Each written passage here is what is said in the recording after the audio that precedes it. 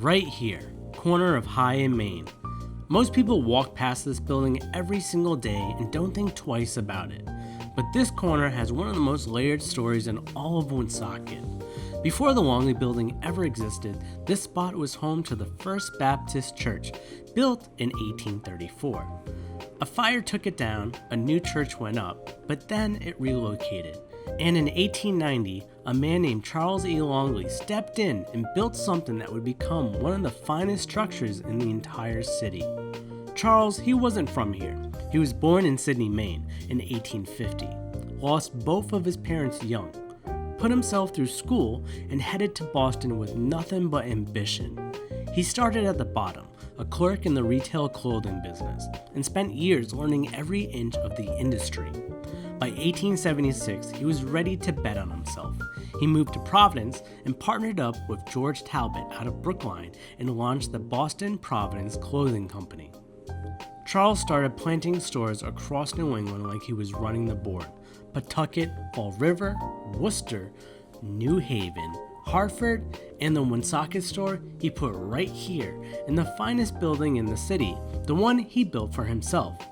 2 to 3 story bay windows, an overhanging cornice, and pressed metal wreath. The kind of building that told you that something serious was happening inside.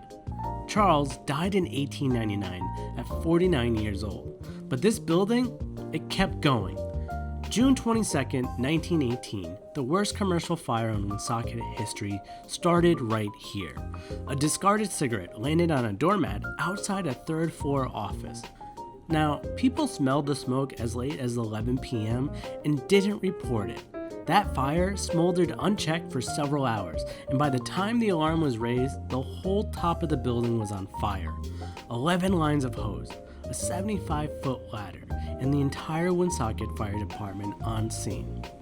Now, the building survived, but barely.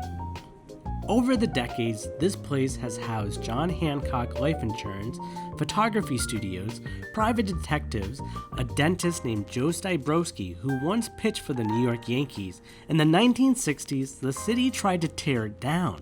The Gateway Redevelopment Project had plans for a shopping center and a 4-lane highway that went right through here.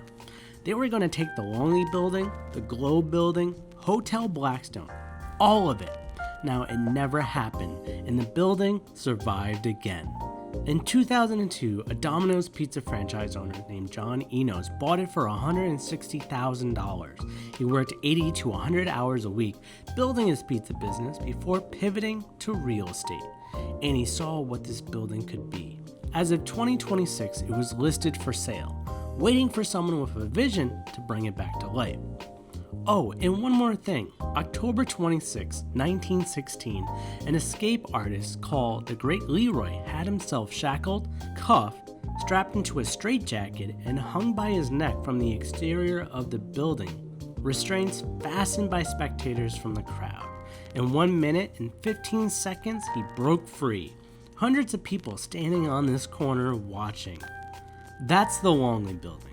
Survived fire, survived the wrecking ball, still standing on the corner of High and Main.